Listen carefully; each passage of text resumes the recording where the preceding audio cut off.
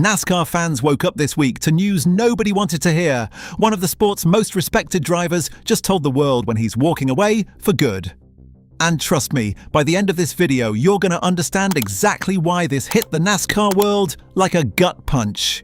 Ryan Blaney has won his way into the championship. A great day for Kyle Larson. Seventh career win in his 100th. Joey Logano takes the checkered flag. Hell yeah, Alex Bowman, driver of the number 48 Chevrolet for Hendrick Motorsports, has officially confirmed his retirement plan. Not next week, not next month. He's got one more full season left in him, and then that's it. The sport loses one of its toughest competitors for good. So let's break down exactly how we got here, because this story is way bigger than one headline.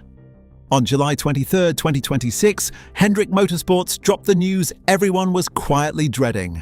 Alex Bowman signed a one-year extension to keep driving the number 48 Chevy through the 2027 season, but here's the twist.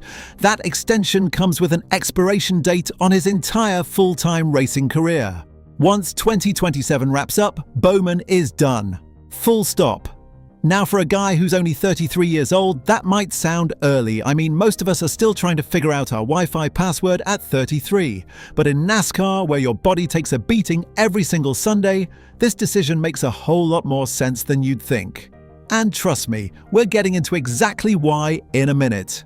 Team owner Rick Hendrick didn't hold back when talking about Bowman, saying the driver has meant a great deal to the organization and has represented the team with real class both in and out of the car.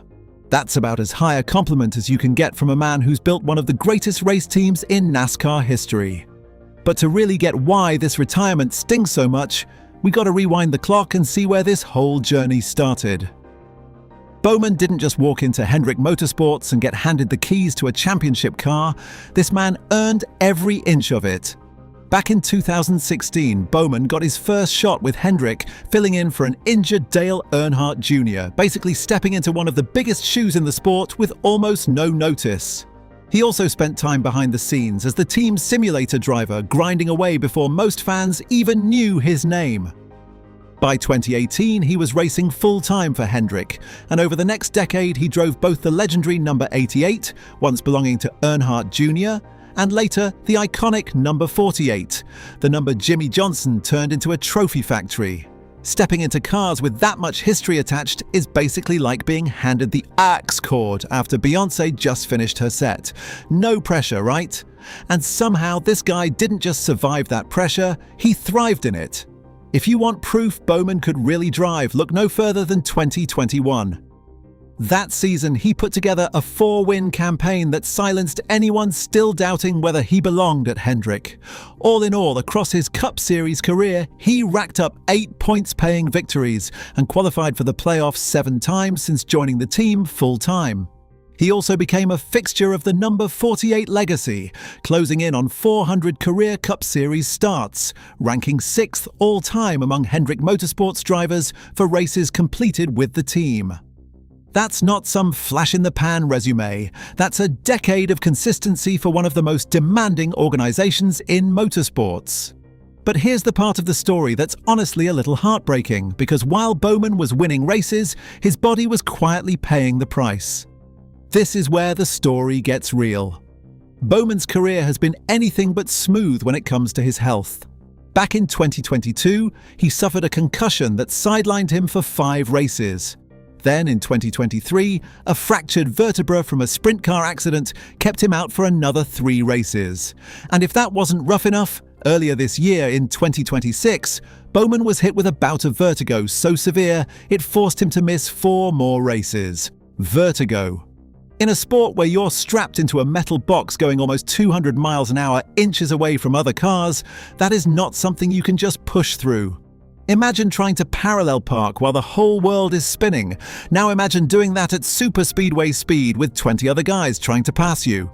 Bowman himself pointed to that stretch as a turning point, admitting that after everything that happened earlier this year, retirement started weighing heavily on his mind. And when he finally opened up about the decision, his words hit different. Bowman didn't sugarcoat any of it. He said he spent a lot of time thinking about what comes next, and that this felt like the right call at the right time. He also pointed out something that honestly every driver should be saying more often, that the sport demands a lot from your body, and it's important to actually listen to it instead of just gritting your teeth and pushing through. He even admitted in a press conference that if it were purely up to him, he probably wouldn't have made a big public announcement at all. He'd have just quietly raced until the day came and then disappeared. But that's not really how professional sports work anymore. Everything gets a headline these days, even goodbyes. Still, Bowman made it clear his focus right now isn't on the finish line. It's on making the most of the time he's got left and competing for wins. Respect for that mentality, honestly. The man's not limping to the exit. He's sprinting toward one last shot at glory. And it wasn't just fans feeling emotional about the news. His own teammates had a lot to say too. Chase Elliott, who shared the Hendrick garage with Bowman for years, gave an emotional tribute ahead of the Brickyard 400. Elliott called him a fierce competitor and said Bowman raced the right way and put real effort into making the whole team better. That's the kind of praise that means more coming from a teammate than from any commentator. Then Kyle Larson chimed in too, calling Bowman one of the best teammates you could ever ask for. Larson even joked about Bowman's dry sense of humor, making team debriefs way more enjoyable, and pointed out that after everything Bowman's been through with injuries, he could have quit at any point, but instead fought his way to a proper send-off on his own terms. Honestly, when your competitors are the ones getting choked up about you leaving, you know you did something right. But not everyone in the NASCAR world reacted with pure sentiment.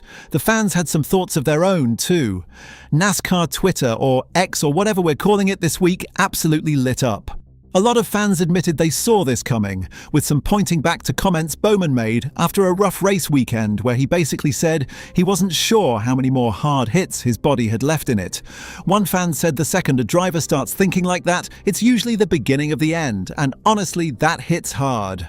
Others were a little more frustrated, especially fans who remembered Hendrick Motorsports not appealing a disqualification that knocked Bowman out of playoff contention earlier this year. Some fans felt like the team didn't fight hard enough for him in that moment. And now with retirement on the horizon, there's a whole side of the fan base hoping Bowman gets some serious redemption in his final go-round. Either way you slice it, one thing's clear, people care about this guy a lot more than a stat sheet could ever show. So with all that said, what actually happens next for the number 48 team? Bowman's got one more full season left, all of 2027, before he steps away from full-time competition for good.